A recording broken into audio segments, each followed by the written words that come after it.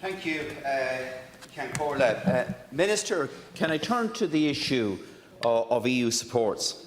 After weeks of intensive lobbying, the European Commission has eventually announced an aid to private storage scheme for both lamb and beef, which in value terms is paltry, and with the conditions regarding the cuts makes it virtually worthless. Now, the United States has introduced a COVID support scheme for its farmers, which is equivalent to €9,518 per farmer. The EU, on the other hand, has given COVID support equivalent for farmers of €8 per farmer. That's 1,190 times less support being given by the European Commission to European farmers than the US is giving to its own farmers. Now, Minister, can I ask you, as a very first step, will the EU ensure that the aid to private storage for both beef and lamb is to cater for the cuts where there is no demand for them at present, rather than the current conditions that are being placed on it? Can I also ask you, Minister, will you ensure that we have a Beam 2 to support the loss in income for beef farmers as a result of the fall-off in trade as a result of Brexit? €100 million was set aside last year to compensate beef farmers for the first 6 months of losses as a result of Brexit. That was €16.6 million per month for the first 6 months. Now, we need another €166 million to cover the losses over the last 10 months as a result of Brexit, plus €20 million in the underspend in the first round of Beam. And that's before we look at the issue in relation to losses as a result of COVID-19. And there needs to be a fund put in place of at least €186 million to compensate farmers for the loss of income in terms of beef as a result of Brexit, and on top of that a scheme of exceptional aid put in place for the lamb and beef industry in terms of COVID-19. Minister, what is the chances of actually securing real investment from the European Commission in line with what's happening in the United States? Well, I have to say I am somewhat surprised that Deputy Naughten follows the path worn by Deputy Carty, who's now left the chamber, as advocates for the US model of agriculture. I'm quite staggered by it.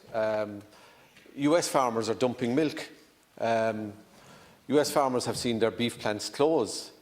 We've managed at least to keep milk collected and farmers paid for milk, albeit there is a price and challenge there. You quote the response from the European Union, and I agree with you. It's inadequate, and we continue to make that case. But that's an inadequacy on top of the levels of support that are there generally. The American agriculture is a free market agricultural model.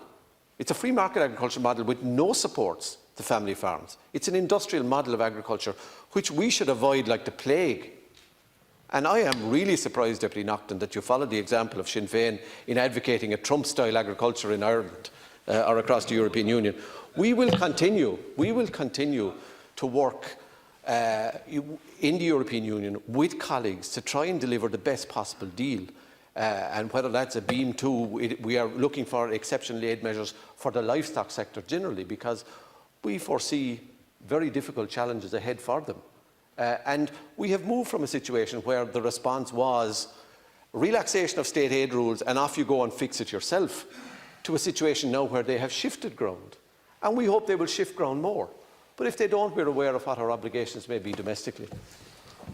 Minister, I never advocated a US model, but I'm showing you the stark contrast in relation to the level of support,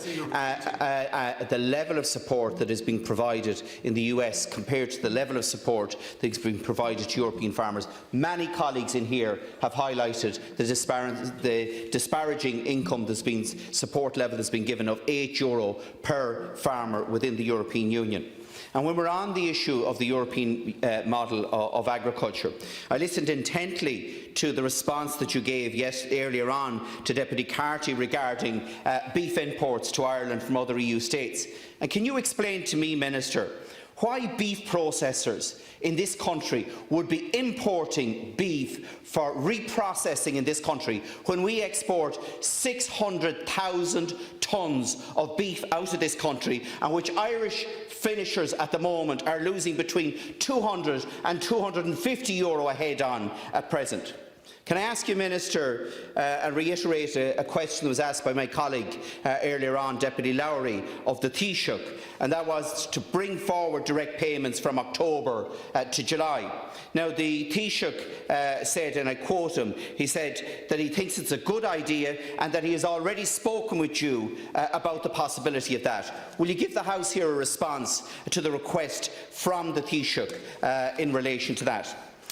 Regarding the 6 clusters that have been identified in terms of COVID-19 outbreaks within the meat industry, can I ask you, Minister, have any concerns been brought to the attention of your department by your officials in those plants or by the veterinary officers paid by the Department of Agriculture in those plants regarding the operation of those plants and whether there is the social distancing that should apply in those operations? Secondly, Minister, can I ask you to clarify for me, because I have been told these allegations in relation to plants, I don't know whether they're true or not, but I would like you to investigate the fact that I have been told that staff have been brought in from third countries into some of these plants, from third countries that have very high incidence of COVID-19, and there has not been the level of quarantine provided of 14 days before they actually started working in those plants. Can you confirm to me that that practice has not happened? If the Deputy has evidence of the latter, he should bring it to the appropriate authorities. My evidence from my own Chief Veterinary Officer and staff in the department is that at these individual plants, everything is being done by management in conjunction with my own department and the HSE to deal with these issues.